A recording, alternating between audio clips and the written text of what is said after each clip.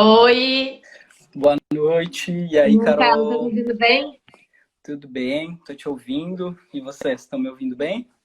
Tudo certo. Marcelo, coisa boa te receber aqui, né, para a gente poder ter esse bate-papo e ter esse novo andar aí, que se Deus quiser, a gente vai ter novos projetos juntos, né?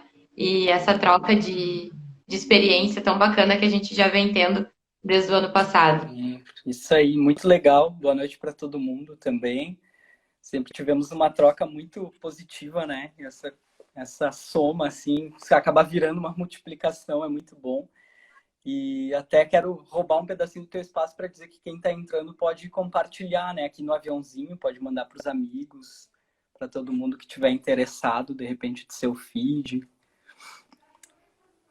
Certo, muito bacana. Marcelo, conta um pouquinho para o pessoal, né, da tua história, de como tu começou, porque eu já conheço um pouco dela, mas queria que o pessoal soubesse e até souber que tu é aqui da região também, né? Tu está aqui na região, na verdade. Sim, Bom, vamos então do início para ver como é que eu fui parar aqui e por que que eu estou morando aqui hoje. Na verdade, eu comecei a ter uma aventura de escrita, que é aquilo que eu chamo de escrita consciente, que é justamente essa motivação de a gente escrever com um objetivo final, com um objetivo claro. E logo mais eu já falo o que que eu faço e por que que também esse é o meu trabalho, mas eu comecei a escrever conscientemente com 9 anos. Nessa fase, eu estudava numa escola pequenininha, os meus pais estavam se separando, e foi quando eu comecei a escrever de forma consciente, porque eu sou filho único, e eu comecei a fazer aula de violão ali pelos 9, 10 anos. E eu tinha um pouco de vergonha, apesar de não ser mais um tabu, divórcio e filho morar com o pai ou morar com a mãe, eu ainda tinha essa sensação, tinha um pouco de dificuldade. Os meus colegas, a maioria dos meus amigos não tinham pais separados. E eu acabei me aproximando da escrita como uma certa fuga, né?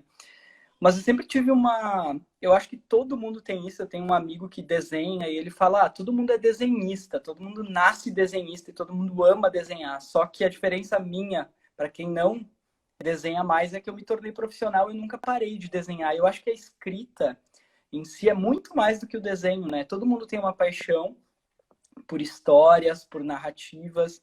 Todo mundo tem uma vontade imensa de colocar textos com início, meio e fim, com fala. Isso vem desde os nossos primórdios. Só para a gente ter uma ideia, o ser humano ele domina o fogo há 6 mil anos e domina as narrativas há 80 mil anos. Nossa, Isso é um tempo muito maior que a gente não tem nem consciência, muito menos consistência.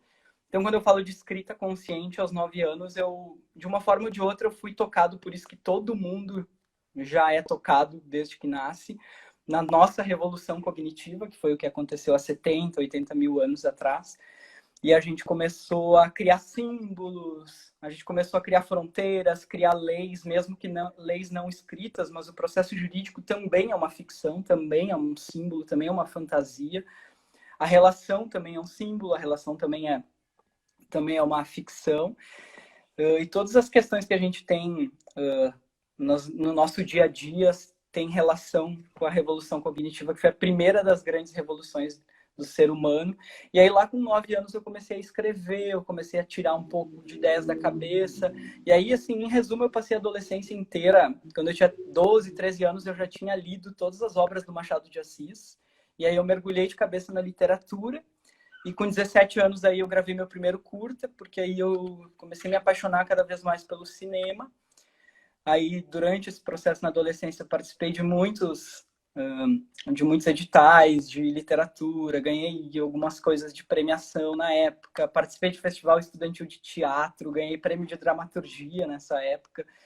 E aí, quando eu entrei na faculdade, eu já tinha assim, um certo conhecimento, mesmo que muito raso, né? Porque eu tinha 17 anos, a gente vai para a faculdade muito novo, muito cedo, nem tem muita tendência para ter uma escolha clara do que a gente quer, mas eu acabei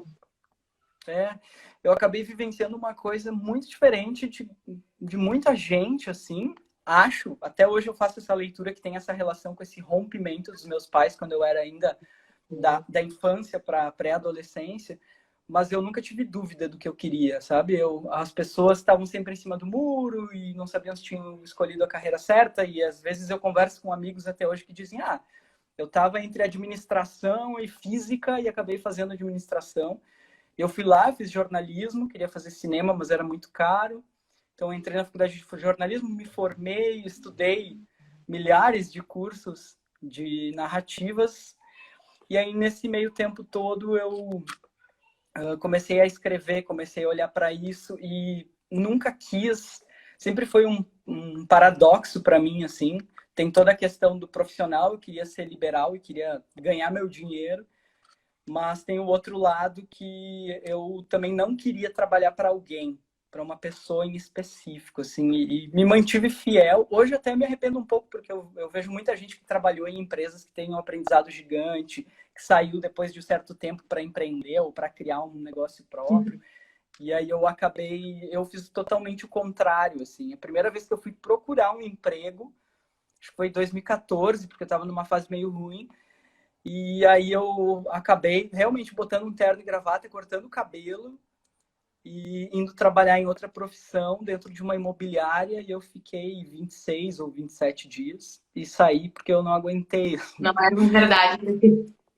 Isso, e aí acabei não continuando. Então, assim, eu sempre tive uma visão profissional que me trouxe muito uma bagagem que eu gosto de tudo, eu não sei te dizer exatamente quem eu sou a partir do que eu faço todos os dias, mas me deu uma múltipla bagagem. Hoje eu me considero, acima de tudo, um escritor.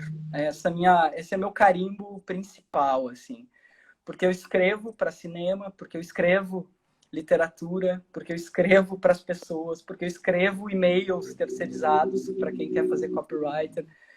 Mas a minha veia maior, ela vem da ficção, ela vem da literatura, e ela vem desse contexto de escrever totalmente voltado para mostrar um novo ângulo sobre a vida. Que para mim é isso que é o cinema, para mim é isso que é a literatura em si, isso que é a poesia, isso que são as artes no geral. E acabou acoplando muita coisa que eu gosto, assim. Antropologia, sociologia, psicologia, e acabei trilhando por esse caminho. Eu acho, e eu gosto um pouco dessa não nomenclatura, sabe? Porque no final das contas eu posso até me dizer escritor, mas quando eu vou para uma reunião que as pessoas querem me contratar para eu escrever, eu digo, eu sou especialista em narrativas. E se eu vou para uma reunião onde só tem pessoas do marketing, eu digo, eu sou especialista em storytelling. Aí, se eu vou para uma reunião para participar de um edital, eu digo, eu sou roteirista, sabe? O Fernando já entrou ali, ó. Vai de storytelling. Então, eu vou me moldando, assim, e nesse molde todo, eu acho que eu sou isso tudo e não sou nada disso também, sabe? Marcelo, a escola nasceu quando? Em que, em que percurso foi? Foi quando tu resolveu trabalhar somente com as narrativas? Foi um projeto que faz pouco tempo, faz muito? Tá. Foi assim, ó. Eu nasci em Caxias do Sul, interior do Rio Grande do Sul.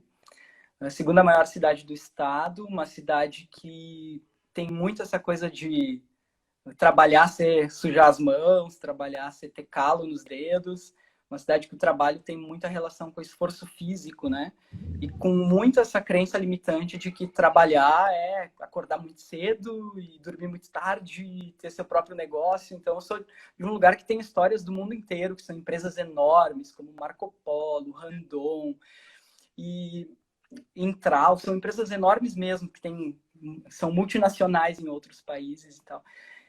E nesse meio tempo todo, eu acabei vindo para Porto Alegre, já vai fazer 10 anos.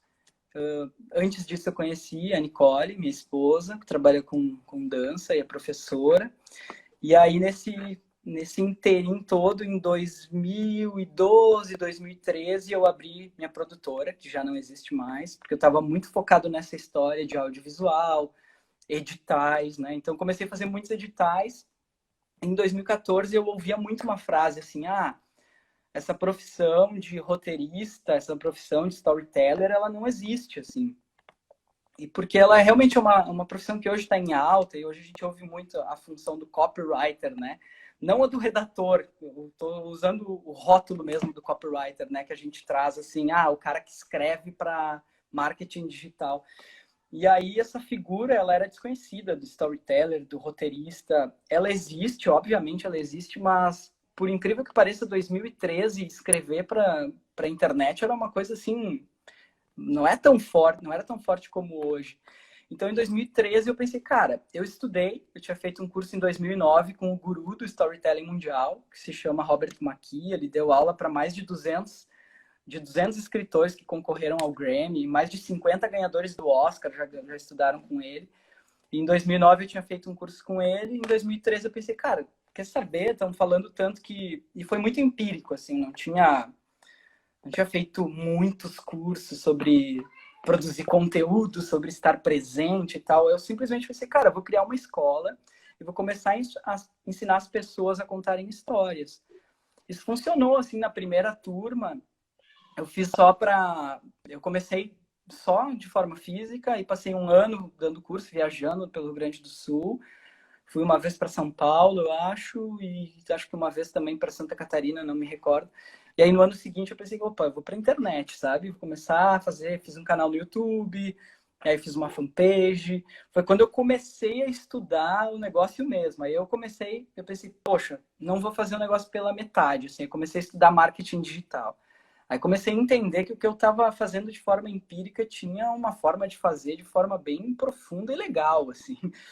E aí comecei, esse lance de produzir conteúdo começou a influenciar muito, comecei a produzir mesmo, tanto que eu tenho vídeos lá de 2015 do canal do YouTube que tem pessoas que comentam até hoje, assim. E aí em 2018, por aí eu comecei a ver assim, cara, beleza, tá funcionando, é legal, mas aí eu comecei a me dar conta que tudo que eu estava aprendendo e levando em relação ao cinema, em relação à arte, poderia ser incorporado na vida de qualquer pessoa, assim. Aí eu comecei a Yeah. ver que todo mundo precisa de início, meio e fim. Aí eu comecei a estudar a revolução cognitiva. E aí eu comecei a perceber isso assim, cara, sabe que isso que eu aprendi sobre cinema, sobre ponto de virada, sobre clímax de um filme, poderia ser usado numa reunião, numa palestra, poderia ser usado num bate-papo, poderia ser um discurso de venda. Aí de 2018 para cá, assim, o Marcelo, ele virou várias coisas e não é como diz a Nicole, minha esposa, ela vale tudo, mas não vale qualquer coisa, assim, não é qualquer coisa, é tudo ligado à narrativa, assim. Só que como a nossa vida ela é 99% narrada, com início, meio e fim, dentro disso que é o espaço que a gente vive de espaço-tempo da física clássica, a gente pode totalmente dizer que 99% do nosso dia é narrativo, então o Marcelo que estudou narrativas, de uma forma ou de outra, ele vai influenciar muitas áreas por conta disso, né? Faz sentido de alguma maneira? Total, total. Na verdade, até antes de te chamar aqui na live, eu falei aqui pro pessoal que tu acaba clareando as ideias, né? Eu uso muito isso. Quando a gente teve a oportunidade de trabalhar ali junto, né, nós estávamos meio perdidos em como seguir, né? E aí, quando tu veio e nos apresentou todo o storytelling, nos explicou como funcionava, foi como se tivesse dado um norte. Não é que tu tá dizendo, que tem que ser exatamente assim, tu sempre deixa claro, né? Mas tu nos dá a direção e clareia toda aquela bagunça que a gente está tentando falar e não consegue. Então, por isso que ele, como tu falou, é na vida real também. Claro que é, sabe? A gente precisa do início, do meio e do fim para saber como passar por tudo isso. E a criação de uma empresa é isso, né? Tu não vai saber o fim quando tu abre ela, mas tu precisa pelo menos ter o início e imaginar o meio, né? Para te conseguir postergar esse fim todo. Então, eu acredito que Sim. seja muito isso, essa parte mesmo da criação da narrativa da vida, né? Isso acaba sendo muito legal, porque no final das contas foi isso que tu trouxe para mim, foi um principal norte até para mim, assim, porque eu fui me redescobrindo. Aquele ano de 2018 foi um ano muito difícil, porque, assim, ao contrário, por exemplo, a gente vai seguir coisas de marketing digital e todos eles vão dizer, você precisa saber se posicionar, em qual nicho você está. E sinceramente, eu queria, tipo, quebrar um pouco essa barreira. Eu não sabia se eu queria estar em algum nicho, eu não sabia se eu queria falar de tudo. Então, eu fui descobrindo isso. E aí eu cheguei à conclusão exatamente dessa, assim. Só trazendo um trabalho como exemplo de 2015, eu fiz um trabalho para Boticário bem legal. E aí, quando eu cheguei lá na agência que estava organizando o trabalho, a Reds, em Curitiba, eles tinham um calhamaço, assim, de folhas do que eles queriam sobre o trabalho. E era grande, era umas 200 e poucas páginas, tinha antropólogo do cheiro envolvido. E tinha um monte de gente envolvida, só que eles falaram, a gente não sabe o que a gente quer. Tem tudo isso de pesquisa, mas a gente não sabe. E aí que eu me lembro bem que eu pensei assim, cara, graças a Deus que vocês não sabem, senão eu não precisava estar aqui, né? Então, Verdade. eu acho que o trabalho do escritor, do roteirista, do storyteller, isso vale na literatura, ou vale na literatura acadêmica, vale de qualquer forma, assim. É muito o processo de higienização das ideias, né? Tipo aquela coisa do design thinking mesmo, de a gente abrir o leque, mas uma hora ou outra a gente vai ter que fechar aquilo e chegar num ponto de congruência para limpar o número de informações, né? Senão a gente se perde mesmo. E aí eu comecei assim, hoje literalmente eu tô esse ano lançando, se tudo der certo, 2 ou 3 livros, são 2 de poesia, um de literatura. Eu estou escrevendo um curta com um diretor que mora em Los Angeles, eu estou desenvolvendo um projeto bem pessoal de documentário, então tô escrevendo, esse ano já aconteceu um monte, a gente já se cruzou fazendo algumas coisas de escrever manifesto para as marcas, isso nada mais é do que criar um poema em cima de uma marca, né? E aí, o ano passado, eu criei um produto, um curso online chamado Ponto de Virada, e ele nada mais é do que um encontro disso tudo que eu estou falando para quem quer se manifestar na internet, né? Para quem quer criar uma vitrine e quer fazer isso de forma atrativa, de forma bonita e de forma muito limpa, né? Essa palavra é legal, porque acaba limpando essas ideias, dando um caminho, dando um norte, que nada mais é do que uma história, né? Como é importante, né, Marcelo? Até acredito que algumas pessoas não saibam o que é o manifesto, tá? De repente é uma coisa legal até te comentar. E de repente seja uma baita de uma ferramenta para quem está tentando se reinventar agora, né? Porque a gente sabe o quanto está difícil para todo mundo nesse momento de pandemia, né? E até te Uhum. pergunto o que tu diria para essa galera que está querendo empreender agora, ou que está querendo recolocar a sua marca de outra forma, né, no mercado, porque a gente sabe que o consumo agora vai dar uma mudada legal, né? Já tá mudando. Sim, claro. Então, indo por partes, assim, o manifesto ele é encarado assim de forma mais genérica como algo que se precisa fazer, né? Então, muitas vezes chegam até mim e dizem, tal cliente precisa de um manifesto para fazer um comercial, né? Isso eu acho engraçado até, porque na verdade, assim, manifesto nada mais é do que a forma como você se manifesta, né? Então, o jeito que meu cabelo tá cortado, a camisa que eu tô usando, que é uma camisa de praia, faz parte do meu manifesto, como eu tô me manifestando. Se alguém que está aqui, talvez nos acompanhando, nunca me ouviu e não sabe quem eu sou, vai entrar lá no meu perfil e vai ver que o meu perfil ele segue um padrão. Ele é tipo foto e um texto, foto e um texto, foto e um texto. Sempre tem esse padrão. Isso faz parte da forma como eu me manifesto no Instagram. Da mesma forma, se alguém no, me segue no Facebook ou por um acaso esteja na minha lista de e-mails, vai ver que lá eu me manifesto de alguma forma. E muitas vezes eu me manifesto nesses lugares de forma diferente. Hoje eu já tenho outro padrão de manifesto dentro do Facebook, justamente porque o Facebook entrega muito menos hoje em dia. Então eu compartilho mais coisas, eu envio, eu sei que lá eu tenho muito pouca entrega, apesar de eu ter mais de 20 mil seguidores, eu não tenho uma entrega muito alta tanto quanto aqui. Então o manifesto em si ele se molda, mas ele tem uma base. Então o manifesto do Marcelo ele tem uma base. E aí eu criei um estudo em cima do o que é um manifesto, para que ter um manifesto e como construir um manifesto, assim, nessas 3 linhas. Porque, no geral, a gente pode tranquilamente pegar a Dreams, a empresa da Carol, e construir um manifesto sem saber quem é a Carol. Assim, eu posso entrar no teu site, entrar no teu Instagram, descobrir mais ou menos quem tu é e construir um manifesto que vai funcionar. Mas não necessariamente vai ser tão verdadeiro como construir de dentro para fora. E eu estava muito interessada nisso. Eu comecei a estudar marcas que construíram formas de se manifestar de dentro, principalmente pelos seus CEOs, pelos seus fundadores, pelos seus investidores, como eles se manifestavam a partir daquilo. E cheguei em marcas como Pixar, como Red Bull, como Netflix, né, inevitável, como Airbnb, que foi uma marca que eu estudei bastante, para começar a entender e o que que é o manifesto, então, o que que significa eu me manifestar. Aí eu vou trazer uma outra linguagem, assim. Se eu vou no cinema e eu vejo um cartaz do Stallone na, na capa, assim, na chegada, eu sei que não vai ser um filme de amor. Então, eu sei que aquele estilo de filme, aquele gênero de filme, ele tem uma forma de se manifestar perante o que está no cérebro das pessoas, né? Que nada mais é do que os arquétipos. Então, o Stallone, ele segue um arquétipo do guerreiro. Ele sempre vai ter filmes que estão ali se posicionando com guerra ou com tiroteio. É claro que no rock tem amor, é claro que no rock tem romance, mas o filme não é sobre isso, não é o Titanic. Não tá próximo do Titanic. Tem tiro, tem soco, né? Tem grito, tudo isso. E no final das contas, quando eu vou me manifestar, eu começo a olhar todas essas questões. E aí eu criei um mapa chamado Mapa da Singularidade, porque eu comecei a ver que as empresas, num geral, a partir da mudança do perfil de consumo, e aí eu estou trazendo a mudança anterior, que foi aquele baque todo de empresas saem das mídias comuns, que é rádio, TV, jornal e revista, nos anos 90, 2000, e passam a estar na internet, né?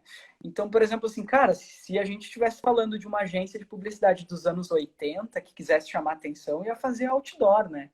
Ia botar no jornal, ia patrocinar capa de revista, anúncio, anúncio tradicional, intervalo de novela, essas coisas. Hoje em dia, tem marcas que não têm grana para isso, mas às vezes faturam, né? Na proporção, faturam mais do que uma grande marca. Porque, ó, Marcelo é vegetariano e eu vou comprar um colchão novo para minha cama. Eu não vou comprar qualquer colchão. Eu vou olhar se eles fazem testes em animais, eu vou cuidar. Então eu vou pro Google. Hoje eu não vou mais olhar o outdoor. Meio que não importa se a Castor bota lá um outdoor gigante para influenciar meu sono e para influenciar minha compra. Eu vou lá para o Google e pesquiso e às vezes eu pago mais caro, né? Isso, isso tem relação, inclusive, com esse perfil do consumo de eu olhar para isso tudo e perceber como a marca se manifesta, né? Então, se a marca não se manifesta, hoje eu digo muito claramente, assim, a marca que não tem um manifesto, ela pode estar bem agora, mas talvez ela não esteja bem daqui a 10 anos. Ou ela fez aquilo de modo empírico e funcionou, mas, no geral, se vai abrir uma empresa, eu começaria pela comunicação, pela forma de se posicionar, pelo manifesto, e depois eu pensaria no local que vai alugar, depois eu pensaria se tem ou não uma conta no Instagram, né? Então, eu começaria justamente do começo, porque é que nem um escritor começar a desenvolver uma história. Ele não vai pensar agora na capa do livro ou no título. Ele vai pensar nos personagens, ele vai criar uma base para aquilo. Então, assim, se alguém me contatar ou contatar um grande escritor, consegue para mim um best-seller para o mês que vem? Ele vai dizer, não, né? Não tem como. Eu preciso pensar nisso tudo antes para ver o que, que tem um best-seller, para saber como um best-seller é escrito, que a linguagem é um pouco mais acessível, etc, etc. Então, nesse âmbito todo, acaba que o manifesto, ele chega, né, para ser praticamente a porta de entrada de uma empresa, assim. E não necessariamente precisa estar escrito, não necessariamente precisa contratar o Marcelo ou alguém para escrever, mas precisa ter consciência. E são esses 7 itens que eu cheguei dessa consciência para a gente estruturar. Não sei se quer que eu fale, que eu Pode falar, compartilhe. pode falar. Tá. Então, são 7 itens que eu vi em grandes marcas e em grandes manifestações também, assim, por exemplo, a Fórmula 1 ou o próprio Campeonato Brasileiro de Futebol, isso tudo são marcas, né? Por mais que a gente não tenha... A gente tem um produto, né? Mas é um pouco mais volúvel, a gente não pega na mão, né? Então, isso. Então, eu comecei a ver como todas essas grandes marcas, pequenas e marcas que eram um pouco... que se davam bem, mas eram pequenas, marcas muito locais, ou aquela farmácia, ou aquela loja que só existe naquela cidade de 20 mil habitantes, mas sempre todo mundo vai ali, todo mundo compra, sempre funciona. Aí eu comecei a ver que elas tinham um padrão para ter isso. E esse padrão foi esses 7 pontos. O ponto número 1 é uma questão muito lógica, que é biográfica. Biografia. Tu não fala o nome Apple sem lembrar do Steve Jobs. Não fala de SpaceX sem lembrar do Elon Musk, né? Não fala de Amazon sem lembrar do Jeff Bezos. Tu não lembra dessas marcas separadas dessa biografia, que é mais ou menos o que tem tentado fazer certas marcas grandes até no Brasil, quando coloca lá as pessoas o dono da empresa para aparecer para falar no comercial. E isso é o primeiro item. O segundo item são questões atmosféricas, assim, quais são as palavras-chave atmosféricas? Então, é leveza, é sensibilidade, ou é bruto, é pesado. Então, as palavras-chave atmosféricas, que são aquilo que corresponde à sensação que a marca cria. O terceiro ponto, se eu tenho uma bagagem que é minha, biografia, se eu sei como eu me posiciono, e aí essa palavra atmosférica, ela não está distante de quem eu sou, ela faz parte da biografia. Então, se eu vou pegar, por exemplo, dificilmente eu vou pegar um músico de uma banda, sei lá, de rock, e vou vestir ele de sertanejo.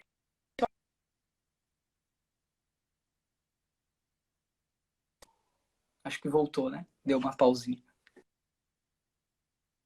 Deu, né? Voltou. Tu tá falando do músico do rock vestido em sertanejo.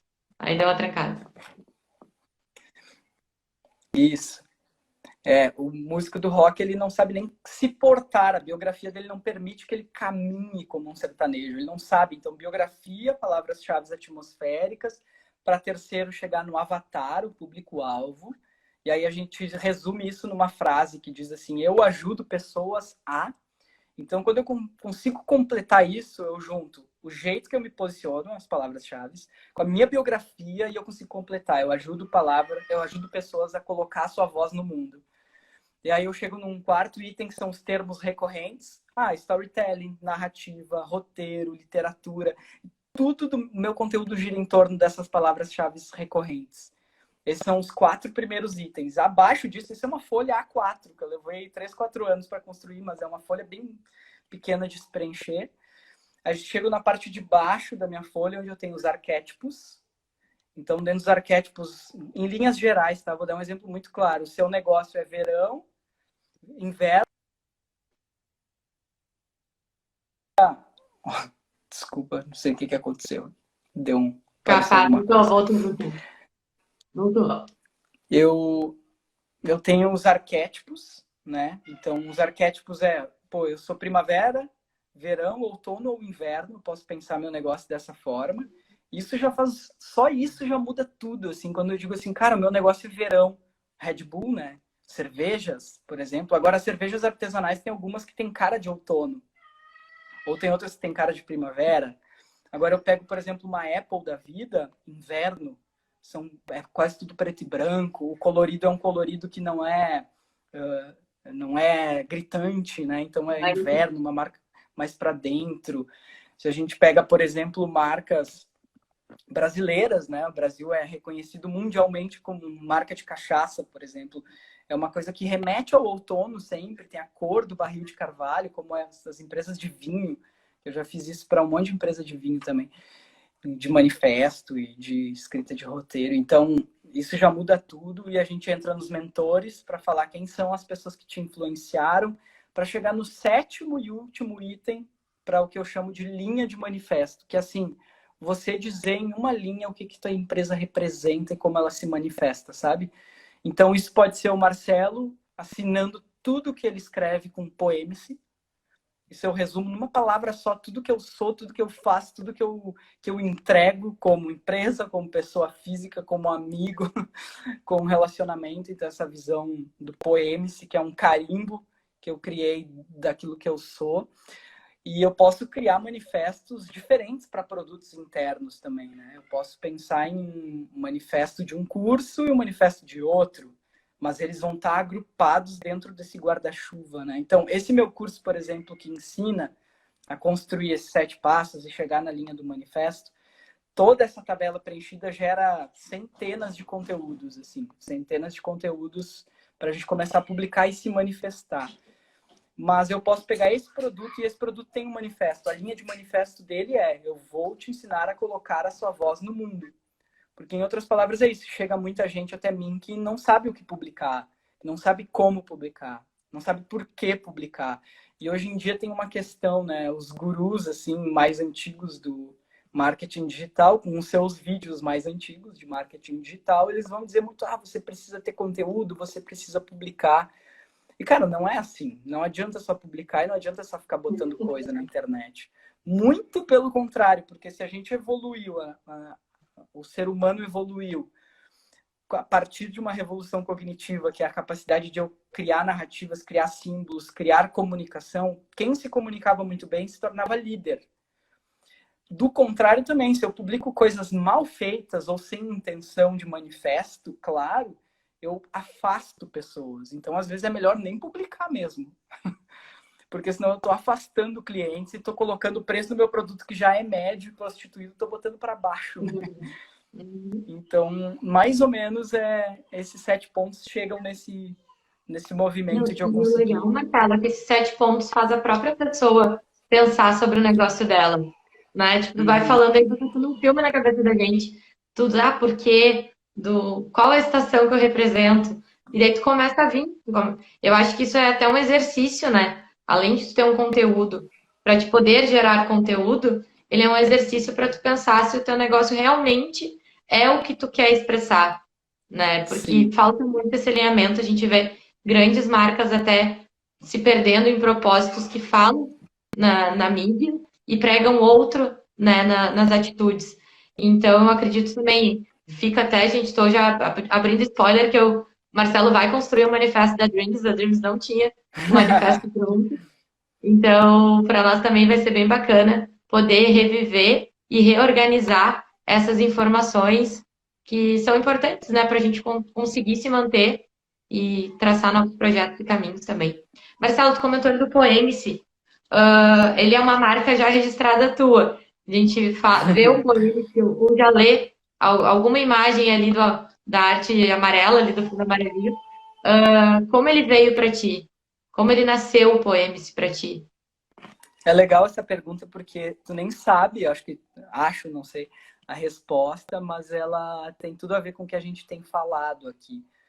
Porque o que eu falei muito? De 2015 a 2019, eu passei tardes e tardes e tardes falando em todas as redes sociais que as pessoas precisavam utilizar o storytelling. E aí, para mim, a provocação maior e positiva foi quando o Instagram derrubou o número de curtidas, né?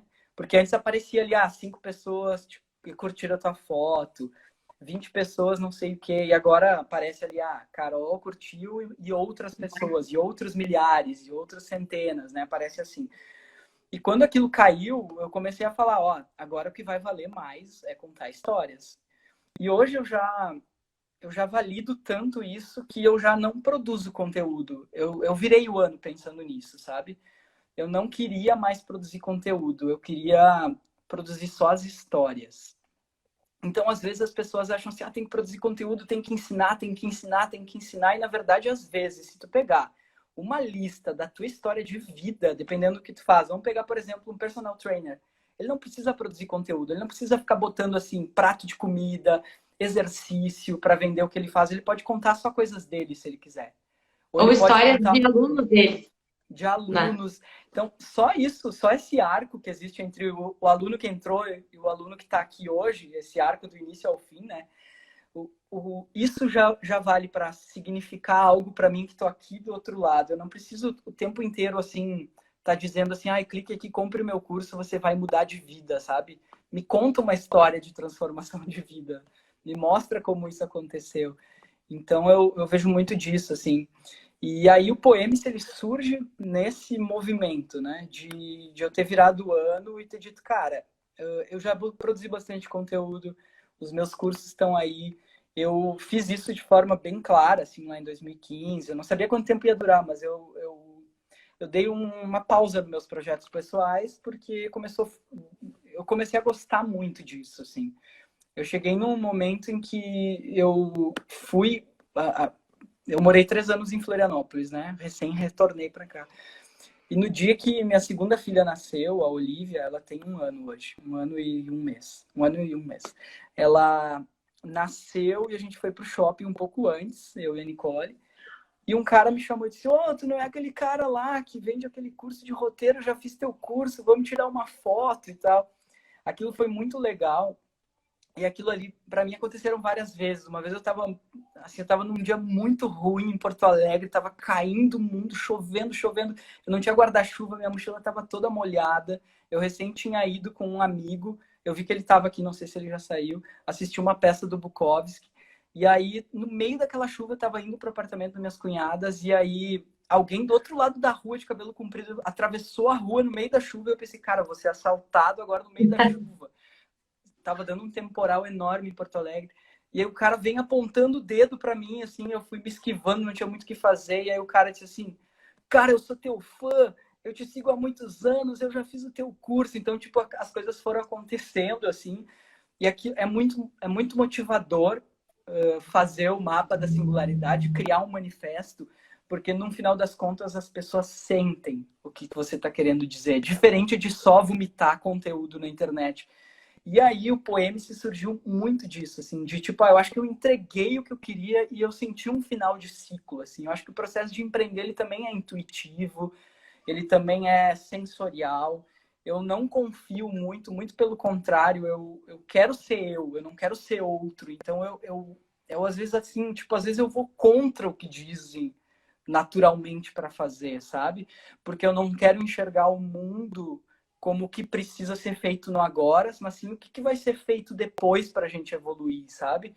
Por isso que o processo da pandemia em si me coloca também numa condição de olhar para o depois e dizer assim, cara, esse novo normal que estão falando é o que a gente já acreditava aqui dentro de casa, sabe? Que a gente precisa ter mais consciência, que a gente precisa comprar do produtor local, que a gente precisa olhar para aqueles que fazem de verdade, não fazem só para te empurrar algo, que talvez a gente não precise de uma televisão de 70 polegadas na sala. E tudo isso foi me influenciando a chegar e dizer, cara, e quem eu sou e quem eu quero ser, né? E aí eu comecei a publicar, escrever minhas poesias, e eu resgatei muitas coisas. Tanto que o livro que eu vou lançar primeiro esse ano, e todos eles vão ser de forma independente, assim, acho. Vamos ver, né? Não sei o que o futuro me reserva, mas ele foi escrito em 2011, né? Agora eu estou organizando, entre 2010 e 2012, por ali ele foi escrito, então agora eu estou organizando o estudo, e aí eu dei um break nisso para poder me concentrar no negócio em si. Mas aí quando eu tiro isso tudo para fora, quando eu começo a dizer, cara, as poesias que eu escrevo é para mostrar um novo mundo, eu acho que é por isso que na quarentena isso está fazendo, está funcionando, porque as pessoas estão mais na frente do computador. Quando isso tudo começa a acontecer, começa a chover trabalho para mim, sabe? Isso é muito louco, porque no momento em que eu tenho um grupo ali de grandes amigos de quando eu tinha banda e tal, no momento em que tá todo mundo assim meio que pisando em ovos, e claro, a situação é muito preocupante, tem pessoas que estão morrendo, então isso não fica de lado, e eu nem acho, e assim, ó, começou o negócio da pandemia por conta do que eu quero com o meu manifesto e como eu me posiciono dessa forma, por eu estar na internet, eu poderia tranquilamente fazer o que foi feito lá no início, e todos os cursos online fizeram isso, né? Ah, aproveite a quarentena para estudar. Eu não acho que a quarentena seja para estudar e para fazer tudo que eu nunca fiz. Está sendo muito difícil. Eu tenho 2 filhos que parecem que são 26 filhos. O dia inteiro, 24 horas por dia, não tem final de semana, meus horários são tudo truncado. Eu fico devendo coisa para Carol, fico devendo coisa para outra Carol, fico devendo coisa para um monte de gente. Então, para mim, o Poeme-se ele é uma forma assim de dizer como eu acredito o mundo. E hoje, claro, eu meio que tomei uma decisão de como virar isso, mas em outras palavras eu comecei a sintetizar tudo em um tripé. No primeiro ponto do tripé é o Poeme-se. Eu acho que todo mundo merece enxergar a vida de forma poética. Isso não quer dizer poesia, isso não quer dizer rima, isso não quer dizer ter que ser leitor, isso quer dizer simplesmente que existe várias formas de jogar xadrez com a vida e várias jogadas para fazer. Não é uma só, tem várias. Então, quando acontece alguma coisa, eu tenho várias formas de olhar para aquilo. Esse é o primeiro ponto. Aí eu me poemo-se. A segunda coisa é a singularidade. Eu sou o único, a Carol é única. Então, empresas, marcas, pessoas, palestrantes, coaches, escritores, todo mundo é único, né? Então, na minha família eu sou singular. Eu não preciso ser diferente de ninguém, na verdade. A tua empresa não precisa ser diferente do concorrente, ela tem que ser única e singular. Porque quando eu sou diferente, eu sou comparado, né? Eu preciso me comparar. Quando eu sou singular, eu sou único. Eu aceito a minha bagagem biográfica, que tem ligação com a minha forma de enxergar a vida, que é o fator poêmice, para chegar na forma de me manifestar, que é nada mais, nada menos do que como eu me coloco para o mundo. Isso vale até para eu levar o lixo ali fora. O cheiro ou o cumprimento Deu uma cara, trancadinha de novo aí, Marcelo. Deu, tá, desculpa. voltou, voltou. Capaz. Eu nem sei, até estou um pouquinho longe do modem, pode ser por isso. E Marcelo, eu. mas o que tu tá falando faz muito sentido, sabe? Porque eu posso dar até o exemplo de mim, que antes da pandemia eu estava automático, automático, automático, automático, produzindo, produzindo, produzindo, produzindo, produzindo. E a pandemia fez, opa, parou. Parou tudo, né? Para, reflete, olha para o lado, respira. E aí eu comecei a ver que, na verdade, eu acredito muito nisso, que a empresa nada mais é que a pessoa que é ela também. Entendeu? A Dreams não é só a Dreams, ela tem muito Carol ali dentro e essas duas coisas têm que andar junto. Então eu não posso deixar perder a minha singularidade no que eu acredito, né? No que eu entrego de produto, porque eu não gosto de falar venda. Eu não vendo produto, eu entrego, né, um serviço, no caso, para essa pessoa. E para mim foi muito importante esse momento da pandemia de ter esse momento de reflexão. E hoje até eu estava com a outra Carol aqui, né? Que a gente está seguindo alguns projetos. E a gente se deu conta que a gente está trabalhando mais do que antes de, de produção, de. E é um momento que tudo parou. Como assim eu estou trabalhando, né? É que a gente, na verdade, conseguiu enxergar que a gente entrega muito mais do que algo físico. As pessoas estão nos procurando para coisas muito maiores. E é aí que entrou o projeto, né, Marcelo? E aí que vai vir coisas novas que a gente vai poder fazer junto, de conseguir entender o que, que eu posso entregar de melhor para a pessoa e que sim, não é só a minha marca, é a minha história que eu estou compartilhando, né, com tantas outras aí. Então, esse processo de singularidade, para mim, faz todo sentido agora, nesse momento tão crítico que a gente está passando, e de entender que realmente não existem concorrentes. Existem histórias que possam ser parecidas, mas não são iguais, não tem como. Uhum. Sim, e é óbvio, né? Isso é uma coisa natural. É óbvio que eu tô falando para pessoas que estão no meu métier, né? Então, tipo assim, eu não me distancio disso para ser singular. Eu simplesmente aceito, né? Quem eu sou e o que que eu acredito. Isso é importantíssimo, assim. E o manifesto também ele é isso um pouco, né? De mostrar para o mundo o que que o mundo conquista ao estar junto com a Dreams, a estar junto com o Marcelo, a estar junto com a outra Carol, a estar junto com... Então, assim, a pessoa, ela nunca compra um produto ou um serviço, ela compra sempre o que está no entorno disso, né? Eu nunca vou comprar uma embalagem, um diamante, no caso é só um exemplo, porque eu não vou comprar nunca, mas eu não vou comprar um diamante numa caixa de sapato, sabe? Se eu vou comprar um colar de 15 mil reais de ouro, eu não vou comprar isso, não vai estar dentro de uma caixinha ou numa sacolinha plástica de mercado, porque a embalagem, no caso aqui é metafórico, né? É muito importante nesse ponto. As pessoas, elas não querem comprar, é por isso, assim, se eu compro de uma marca que dá muita atenção para o meio ambiente, eu não estou comprando só o produto, mas eu estou realmente comprando aquela marca, né? E isso da pandemia que você disse é muito importante, porque assim, eu venho de uma cidade onde existe muito disso, assim, do tipo. Claro, isso é geral, isso agora eu ouço em tudo que é lugar, mas do tipo, você vai perder noites de sono para chegar lá. Só um exemplo. Cara, mas o que que é esse lá? Eu já sou alguém, entendeu? Eu não preciso empurrar isso para um adolescente de 15 anos que você vai chegar lá. Cara, você tem 15 anos, você já tá lá, sabe? Você chegar em lugar nenhum, a vida já é super complicado, ter que pagar aluguel, pagar um monte de conta, ter que cuidar de pai, mãe, filho, e ainda tem alguém te dizendo você vai chegar lá se você dormir menos, enquanto você tá dormindo ou descansando, seu concorrente está trabalhando, sabe? Tipo, o Ficou problema é velha, né? dele, sabe? Então, assim, a gente tem que ter em conta. Foi a primeira coisa que eu notei quando a gente começou a combinar o papo de hoje, é que a gente tem que começar a olhar para empreender. O empreendedor é um adjetivo, não é um substantivo, né? Adjetivo. Eu tenho que dizer assim, cara, eu sou o empreendedor, né? Eu sou um artista, eu sou um líder, mas eu nunca olho para o empreendedor como um substantivo do tipo, claro que aí é um recorte muito meu e muito pessoal, mas no caso eu não funciono da forma assim, eu tenho que empreender, então eu vou escolher um negócio que vai dar muita grana e muito lucro e só que não vai me satisfazer pessoalmente, assim, então eu quero colocar as coisas e claro, a gente é de humanas, né? Isso, obviamente, se daqui a 50 anos a gente tiver podre de rico, a gente vai querer botar nosso dinheiro em algum lugar. Tudo bem. Mas num momento geral, eu tô olhando para o que eu quero dizer para o meu manifesto e encontrando maneiras de me manifestar assim, né? No mundo e tal. Então, eu acho que essa questão da pandemia e da quarentena, eles nos coloca também um pouco mais. Infelizmente, isso não é uma visão negativa, mas também não é uma visão realista. Talvez uma coisa muito, muito que eu estou vivenciando, porque às vezes eu me sinto um idiota, assim, eu estou ficando em casa já faz quase 100 dias, se é que já não faz 100 dias. Foi no dia 14 de março a última vez que...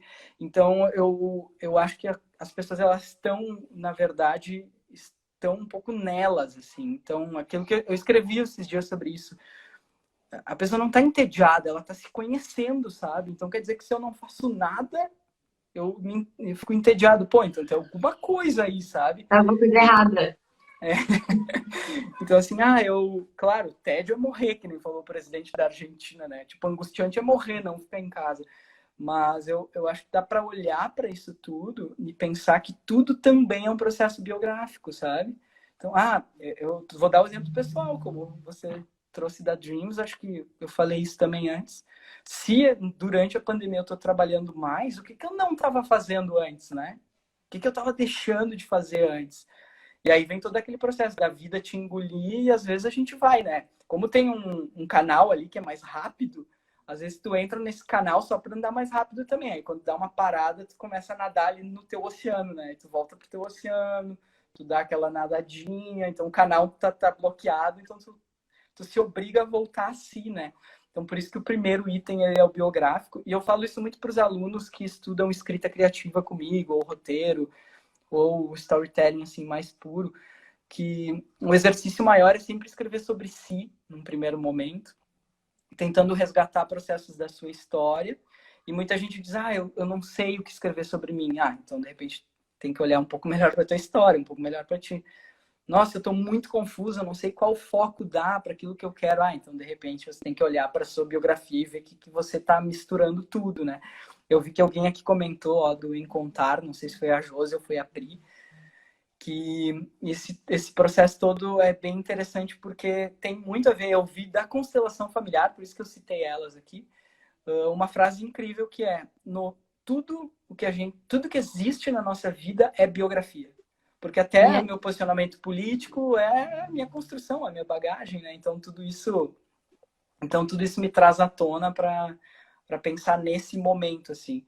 E claro, aqui a gente está filosofando em cima de um tema, mas a coisa, querendo ou não, ela acaba sendo prática, assim, porque se tu pegar o melhor vendedor, sei lá, de plano de saúde, um corretor de seguros e tal, o cara senta na tua frente e ele diz, cara, e aí como é que tá? Pô, sabe que eu morei em tal cidade, sabe que eu fiz tal coisa, ele tá falando da vida dele, ele tá te amaciando. Quando tu vê, tu já tá assinando o contrato ali na frente do cara, nem sabe. tá falando sobre a vida. E eu acho isso tão legal que aquele cara, por exemplo, que é um ótimo vendedor, que ele é um contador de histórias acima de tudo, ele, num geral, é aquele cara que eu que comprei dele, vou ainda dizer para uma outra pessoa, cara, compra daquele cara porque vale muito a pena, sabe? É tipo eu com curso online, eu acho magnífico, o cara paga lá R$ 500 para fazer um curso e depois ele me agradece, né? O que ele fez. Às vezes ele nem fez o curso ainda, ele diz, ainda bem que tu existe. Pô, que maravilha, sabe? Então, esse é o movimento, né? De ser verdadeiro, de ser sincero, e de poder escolher também. Você comentou ali da questão do pessoal, às vezes, empreender só pela parte do capital, né? Eu mexo sempre, né? Que se eu quisesse ganhar dinheiro, eu não tinha ido fazer comunicação. Porque agora que estou olhando para a galera da comunicação. E eu troquei muito certo pelo duvidoso. Eu saí de uma empresa, né, que eu teria todo o plano de carreira lá, como eu já tinha, para empreender. mas com a visão de fazer o que eu gostava de fazer, né? Era esse o foco. E agora a Juliana ali até comentou que da reflexão que tu deixou, o que que eu não estava fazendo antes, que eu só fui ver agora, que eu estou trabalhando mais no meio de uma pandemia. E eu acho que essa reflexão é bem clara. A gente acaba não experimentando tudo que pode, né? A gente acaba sempre seguindo assim, eu vou fazer isso porque isso que tá certo. Ou o time que tá ganhando não se mexe. Acho que é mais ou menos isso. E daqui a pouco, pô, se a gente mudar a forma do jogo, olhar um pouquinho melhor o campo, tem muito mais coisas para fazer que nos dá tanto mais prazer do que a gente fazia, né?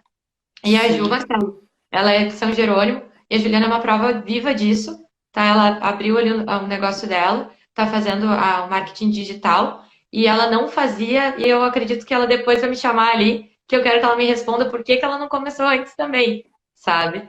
Então vou deixar esse questionamento para ti também aí, Ju, porque eu acho que para ti tá bem importante esse momento que tu tá vivendo aí de ter despertado e nada mais é que empreender é te despertar o que tu pode fazer de melhor para a pessoa, que vai te dar prazer também, né?